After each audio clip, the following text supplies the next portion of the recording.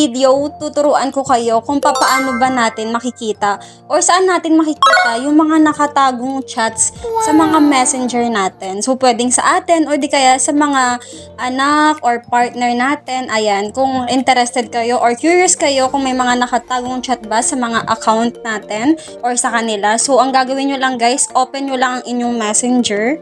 Ayan, tas pag nandyan ka na, pumunta ka lang sa menu, tas punta ka sa settings. Ayan. Tapos mag-scroll ka lang guys, hanapin mo yung privacy and safety. So perfect to guys sa mga hindi pa nakakaalam, pero marami naman na nito guys. Although marami nang nakakaalam nito kung paano, pero sa mga hindi nakakaalam dyan, ito lang ang gagawin nyo guys. So hanapin mo dito yung who can reach you, tapos i-click mo lang yung restricted profile. So, ayan guys. Lahat ng lalabas nandito guys is ito po yung mga nakaka-chat natin sa mga account natin or sa mga partner natin na wala doon sa messenger natin. Ayan. So, kahit pumunta ka dito, ayan, wala yun dito. Kaya matatawag na nakatagong chat po siya. Kasi nandun po siya sa restricted account.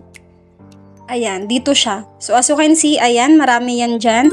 Pag may makita kayo dito, ibig sabihin po yan po yung mga nakatagong chat sa account nyo or sa partner nyo. So, ayan guys, ganun lang kadali para malaman ninyo. So, ayan lang guys.